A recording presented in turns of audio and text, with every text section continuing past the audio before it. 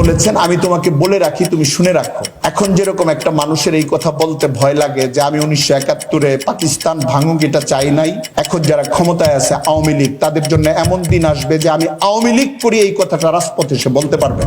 আমিনী সাহেব 90-এর দশকের গোড়ার দিক থেকে যখন যেখানে হুঙ্কার দিয়েছে, ওটা মোটামুটি ভাবে রাজনৈতিক ময়দানে প্রতিষ্ঠিত হয়েছে। বাবরি মসজিদ লং মার্চ, পুরা নির্বাহী দায়িত্বের কান্ডারির ভূমিকা পালন করেছিলেন মুফতি ফজলুল হক আমিনী সাহেব। বাংলাদেশে নাস্তিকদের বিরুদ্ধে গোটা রাজপথ কাঁপিয়ে তোলার প্রথম আওয়াজ 90-এর দশকে 1994 সনের 30 জুন যে হরতাল হয়েছে, এই হরতালের আহ্বায়ক ছিলেন মুফতি ফজলুল হক আমিনী সাহেব। আমরা হযরত মাওলানা মুফতি ফজলুল হক আমিনী সাহেবকে রাজনৈতিক অঙ্গনে প্রথম দেখেছি হযরত হাফিজি হুজুর রহমতুল্লাহ আলাইহির সঙ্গে, যিনি তার উস্তাজ এবং শ্বশুর ছিলেন। আমি সরাসরি মুফতি আমিনী সাহেবের সাক্ষাৎকারের মতোই জিজ্ঞাসাবাদ করেছি, এটা একাধিক লেখাতেও চলে এসছে। উনি বলেছেন যে 1981 নির্বাচনে হাফিজি হুজুরের অবতরণের আগ পর্যন্ত আমি প্রচন্ড রাজনীতি বিমুখ এবং কিতাব মুখী একজন মানুষ ছিলাম, এবং নির্বাচনের আগে সিদ্ধান্ত হওয়ার আগ পর্যন্ত যারা সবচেয়ে বেশি বিরোধিতা করেছে আমি তাদের একজন ছিলাম। কিন্তু হাফিজি হুজুর যখন আমাকে যুক্তি দিয়ে বোঝালেন এবং নির্বাচনে অবতরণ হলেন, এরপর থেকে রাজনৈতিক অঙ্গনে ইসলাম প্রতিষ্ঠার যে সংগ্রাম, ইসলামী হুকুমত, ইসলামী শাসনতন্ত্র, আমার জীবনে এটা একটা অনিবার্য অধ্যায়ে পরিণত হলো। আমরা হযরত মাওলানা মুফতি ফজলুল হক আমিনী সাহেবের এক একটা সময়ে এক একটা এমন মাইলস্টোনের মতো অধ্যায় পাবো। উনি অনেক বড় সংগঠনের নেতা ছিলেন না। আমিনী সাহেব কখনোই অনেক বড় সংগঠনের নেতা ছিলেন না। হাফিজি হুজুরের ইন্তেকালের পরে সাংগঠনিকভাবে সংগঠনটা ছোট ছিল, কিন্তু একটা আশ্চর্য ব্যাপার ছিল যে বাংলাদেশে অনেক বড় সংগঠনের সবচেয়ে বড় নেতাদের চেয়ে উনি প্রভাবশালী ছিলেন।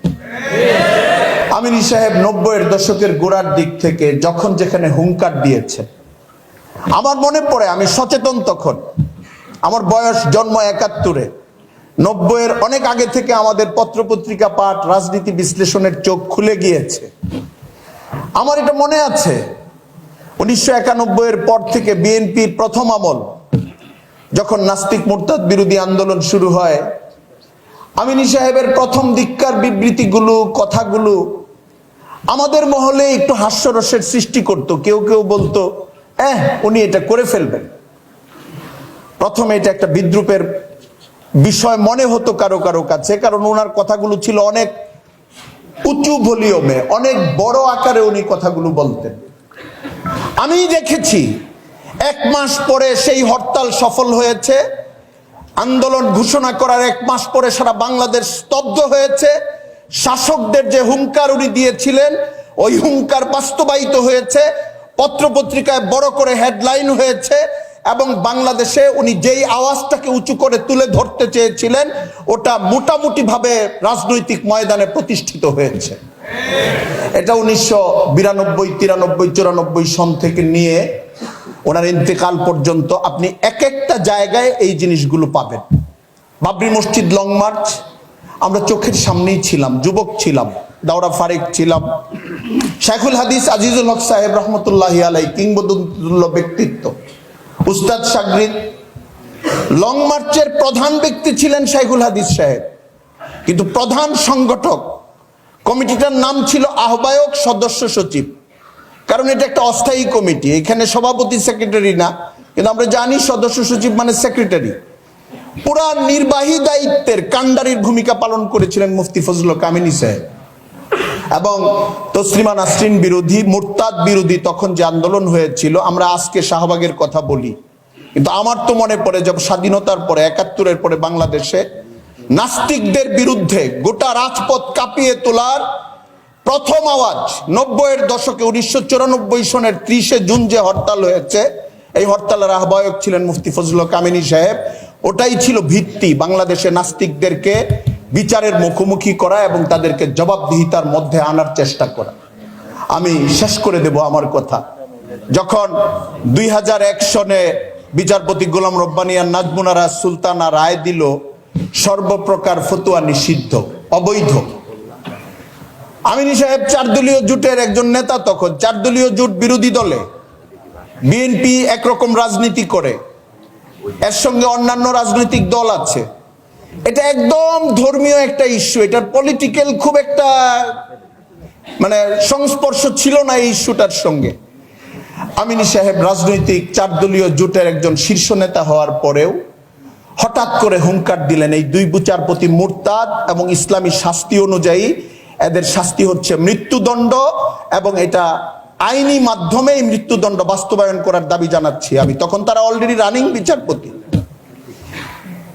আওয়ামী লীগ আমল, 2001 সন, এটা কি জিনিস এটা আপনারা বুঝেন। আমি সারা দেশ কেঁপে উঠলো, ওনাকে গিয়ে কেউ কেউ বলল, আপনি জানেন এটার জন্য কি হইতে পারে? আমিনী সাহেব বলছেন যে সর্বোচ্চ ফাঁসি হইতে পারে। আমি ওইটা মাথায় নিয়েই ফতোয়ার পক্ষে, ইসলামের একটা শিয়ারের পক্ষে, ইসলামের বিধানের একটা মৌলিকত্বের পক্ষে এই অবস্থানকে ব্যক্ত করা ছাড়া আমার সামনে কোনো রাস্তা নেই। আমি এটা ঘোষণা করলাম, পরবর্তী পরিণতির জন্য আমি তৈরি আছি। মুফতি ফজলুল হক আমিনী সাহেব তার জীবনের শেষ পর্যন্ত এভাবেই পার করেছে। একটা লড়াকু মানুষ। আমি তো আমিনী সাহেবকে ব্যাখ্যা করলে নিয়মতান্ত্রিক রাজনীতি দিয়ে ব্যাখ্যা করতে আমার জন্য কঠিন হয়। বাংলাদেশে ইসলামী রাষ্ট্র কবে প্রতিষ্ঠিত হবে এটা আমি জানি না। বাংলাদেশে ইসলামী আন্দোলন, রাজনৈতিক সংগঠনগুলো আসলেও প্রধান কোনো জায়গায় যেতে পারবে কিনা এটাও আমার সংশয় আছে। কিন্তু আমার কাছে একটা গুরুত্বপূর্ণ বিষয় আছে, সেটা হলো প্রতিরোধ আন্দোলন জাগ্রত রাখতে হবে। মুফতি আমিনী সাহেব এটা শিখিয়ে গেছে।